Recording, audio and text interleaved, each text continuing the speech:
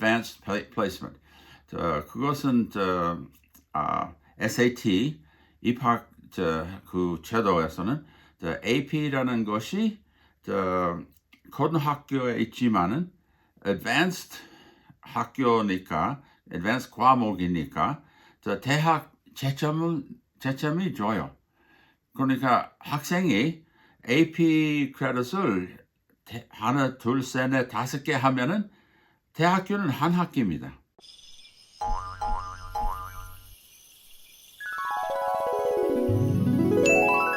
안녕하세요. This is Mark Peterson with the Frog outside the Well Research Center, and today I'm going to introduce a friend of mine, but I want to explain about this first. 한국말로 한국에 제 알기에는 옛날에는 대학교 입학하는 것이 돈 있으면 입학되는 거예요. 또한 옛날에 난 우골탑이라는 말 배웠어요. 우골탑은 황소 우자, 뼈 꼴자, 탑자인데 그 우골탑은 대학교 가난한 농부의 황소를 받아 가지고 학비 대신에 그 황소를 먹고 뼈를 뒷문으로 던지고 탑 사는 거예요. 한국서는 그 입학하는 것이 대단히 중요하다고 알고 있고 또 입학은 공평하게 하기 위해 시험을 아주 잘 해야 되는 것이라고 또 아무리 부정 없도록 노력을 많이 하셨어요. 그러니까 어느 동안에 입학 시험을 그러니까 요새 수능 시험이라고 하는데 선택 시험으로 합니다. 근데 선택 시험은 요새 많은 학자들, 교육학자들 비평을 해요. 선택 시험보다도 문장 시험이 또 중요한 또 정확한 정도로 학생의 능력을 알 수가 있는 거예요. 저는 하버드 대학원 다녔는데 거기서는 선택 시험 한 번도 못 봤습니다. 모든 시험은 문장 시험으로 좀 하는 거예요. 그러니까 문장 시험을 어떻게 공평하게 채점을 할 수 있는지 그 방법이 있습니다. 오늘 제 손님이 댄 켈리라는 분인데 아이오와 미국 아주 중심의 데모인 아이오의 고등학교 선생이에요. 또한 변호사입니다. 변호사 하다가 재미없다 해서 고등학교 선생 하셨는데 그분은 지금 솔레이크시티에 저 옆에 채점을 하기 위해 오셨습니다.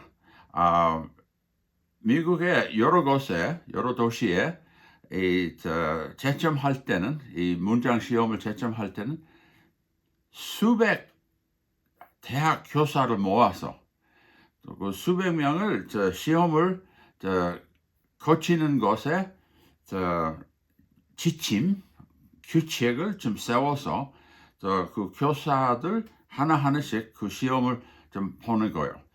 혹시 의문이 있으면은 두세 사람도 보고 다 동의하면은 다 동의되는 거예요.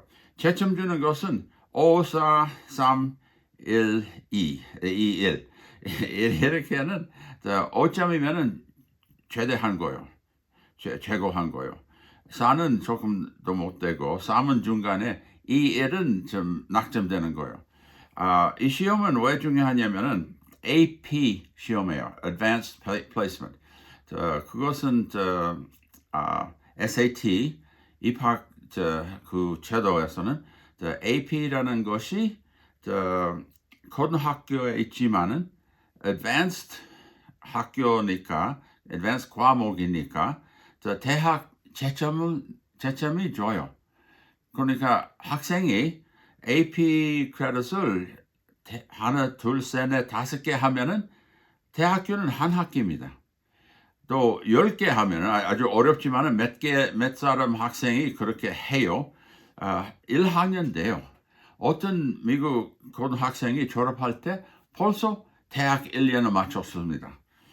그러니까 이 시험은 상당히 중요한 건데 채점하는 데는 5점짜리는 아주 틀림없어요.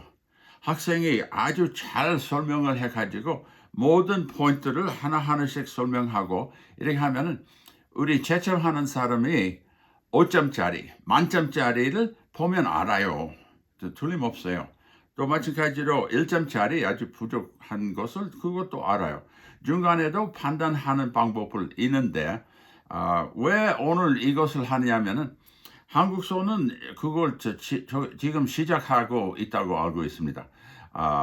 모두 선택 시험을 말고 이 문장 시험도 하는데 미국서는 이 문장 시험의 중요성을 제가 강조하기 위해서 또 아주 공평하게 시험을 이렇게 줄 수 있다는 것을 보여주려고 하는 목적입니다. 그러니까 지금부터 댄 켈리 우리가 영어로 그분의 채점하는 순서 또 경험을 설명할 거예요. 네, 그렇게 합니다. 감사합니다. 안녕하세요. This is Mark Peterson with the Frog Outside the Well Research Center. And today I have a guest who just blew into town. Yeah, I'm Dan Kelly. I'm here from Iowa. I'm a high school teacher who's visiting the area to grade AP exams or score AP exams for the College Board. In Salt Lake. And Dan was with me on the last field trip seminar we did in Korea with the Korean War Veterans Group. Korean War Legacy Foundation and the World History Digital Education Foundation. So we were a group of American teachers, and Mark was helping us understand Korea, Korean culture, Korean history. And we had a great trip. It was a great group, and we're still friends on Facebook. It's really been a nice association. So you came to Salt Lake to do this, and you gave me a call and said, "Hey, let's get together for some ice cream." Yep. And I said, "Yeah, let's shoot a video on what you do," because the purpose of this video for my Korean audience is to learn about how to do an objective essay test grading procedure. And you've done it in two venues. You've done it with world history. U.S. history. U.S. history. United States history and United States government. And now you're with the United States government. Yep. And you've been in Louisville, Kentucky. That's where we graded the AP U.S. history, and then the AP United States government's here in Salt Lake City. And the way they organize it, the College Board organizes this. Yes. Right? And they organize hundreds, literally thousands of teachers to come to a certain venue. You're at a venue in Salt Lake City called the Salt Palace. It's a big convention center. Absolutely. And you've got tables set up through the whole thing, and people are busy reading and grading tests. Yes. Now, tell me the key to being able to read an essay test and to evaluate it totally objectively, so there's no question about any subjective value being brought into the test. So the way the process happens is once the test is administered, and the tests are administered the first 2 weeks in May, all over the country at schools around the United States, around the world. They're administered in numerous countries around the world. And then those tests, then after the students write their essays, their free response answers, they then have a group of, they have a leadership team that involves a chief reader who's a college professor in the subject matter. They have assistant chief readers who are sometimes college professors, sometimes high school teachers, and then a leadership team that comes together ahead of the reading, and they take a subset of the essays, a random sample subset of the essays, and they start to apply a rubric to see how do these tests compare to the rubric that we've put together in terms of scoring that. And so they'll take this subset of several thousand essays so that they can get a representative sample over the, in some cases in AP US history, it's over 500,000 tests that will be taken. All graded objectively, all graded on the basis of an essay. And the point I want to get to is that in Korea, there's such pressure to get into college.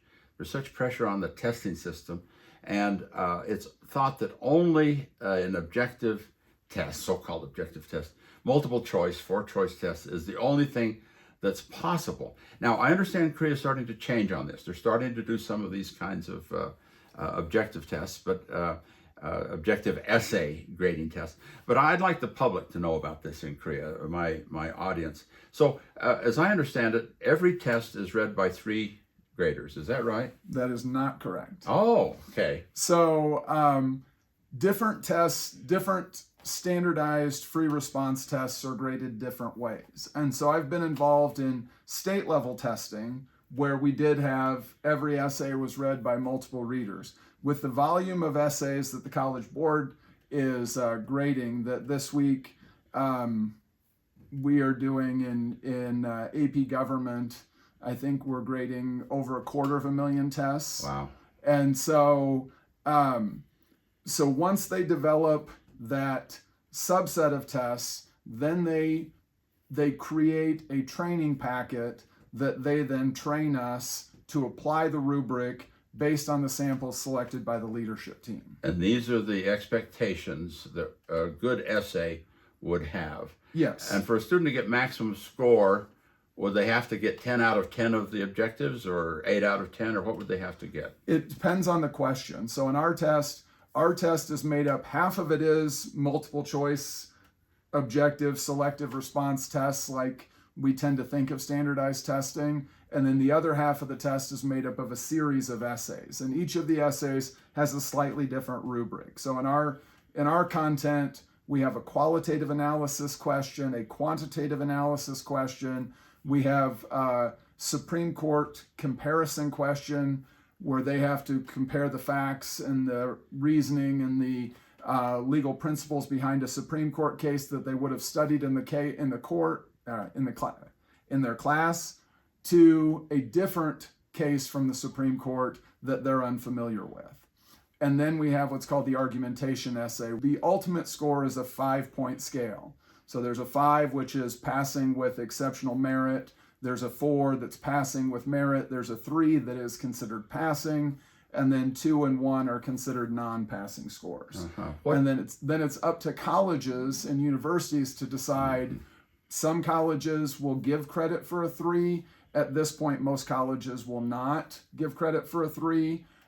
So usually to receive college credit for their performance on the exam, they have to score a 4 or a 5 in most places. Now, when a student takes this exam and you're grading it, you don't know the student's name or locale or anything. No, I have no identifying information. I simply have their written response that I'm scoring, and it's just linked to a numeric code that is gibberish to me. I have no idea. So it's really as standardized and as objective as a test could possibly be. Yeah, and once they create the training materials, then we go through a training session, and this is what to look for. This is what to look for, and then we will have to score essays, and then they will score us to see if we're applying the standard correctly. So we'll start with a scaling packet where they'll say, on a given essay, it might be a 7-point rubric or a 5-point rubric, depending on which question. And they'll say, okay, here's what a 1 looks like. Here's what a 2 looks like. Here's an example of a 3. So we'll go through and we'll discuss what distinguishes a 2 from a 3, what distinguishes a 3 from a 4. And then we'll go through what they call scrambled essays or calibration essays, where they will give us an essay that's already been scored by the leadership team, and they will then ask us to score it, and then they will score us to say, okay, you got it right, and you can explain why you scored it the way you scored it. And so every morning when we start grading, because we'll do this over the course of a week, we go through calibration. So we have to pass a calibration test in the morning before we're allowed to continue scoring essays. Now, I've heard that the organization is absolutely brutal for people that don't calibrate well. If you fail calibration 3 times, you're dismissed. And so basically, the first time you fail a calibration, then you get remedial training to go back and do additional training materials, and then you go through calibration again, And if you fail calibration, you go back through remediation. And if you fail the third calibration, then you're dismissed from the reading. So, Really? And they dismiss a significant number every year, I understand.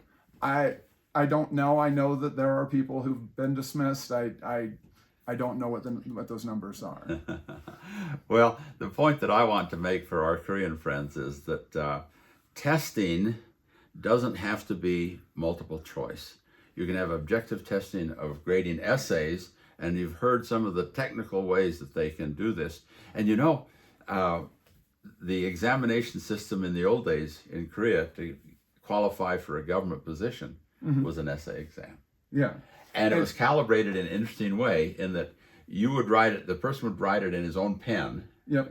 brush, in their own brush, and then it would be transcribed into a neutral brush so that a grader wouldn't happen to see the handwriting of one of his students. And so there was that objectification in those essays back in those days. The difference between a 3 and a 4 can be very significant in terms of whether someone passes. So those tend to be the essays that they focus on. So they back read us, and then there's a leadership level above them that's called a question leader. And so the question leader then back reads a sampling of our essays as well. So sometimes I get feedback from my table leader, sometimes I get feedback from the question leader. Oh, really? You'll get specific feedback on specific tests. And so just 2 days ago, I had my table leader who said, okay, I want you to explain to me how you found, I had scored an essay of 3, he had scored it a 2, and so he then asked me to justify why I thought it earned the 3rd point. Wow. And who won that debate? He won the debate. Oh. And I conceded because in rereading the essay, it had not crossed the threshold of meeting the expectations for the additional point. And so those are discussions that are constantly happening throughout the week as you're looking at these essays and saying, and at this point, I've seen hundreds of essays, and it becomes clearer where those lines are. And if we have questions, we can ask the table leader, we can talk to other readers at our table, we can talk to the question leader and say, this one is close, I'm not sure whether it's sufficient. When you read a 5, Yeah. when you read a 5, you know it, don't you? Yes. I mean, there are students who write incredible. Well, it's marvelous. Well, bottom line is Korea, there's more than one kind of objective test. And essay writing is an important skill. And there's also an appeal process. If you are dissatisfied, you can appeal and have your test then rescored. Wow. If you believe that the score you received was insufficient. And how many students do that? I don't know those numbers, Wow. but there are opportunities to appeal. Well, that's the story. And Korea can revert back to the old Chosun Dynasty days and have an essay exam. The essay exam, when I went to Harvard, I never saw a multiple choice test. When you go to graduate school, you never see a multiple choice test. It all has to be essay. You have to explain things clearly. So the essay testing mechanism can be fully objective, and I think it would really be good for Korea to head in this direction. I think they are. I think I've heard some reports of them doing this.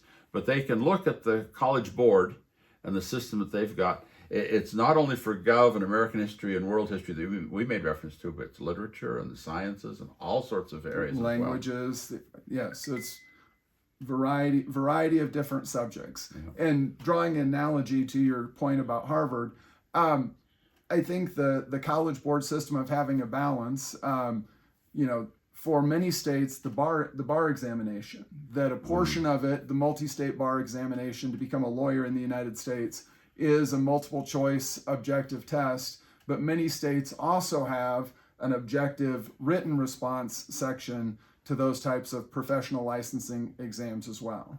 So you find it at all levels of testing. So just for your information, Korea, I thought it'd be interesting now that since Dan was in town and came by and said, hey, hello, I said, hey, let's tell Korea about this examination process. So that's the story. Hope you enjoyed it. We'll see you next time on the Frog Outside the Well Research Center. Bye. Thanks, Bye. Dan. Thank you.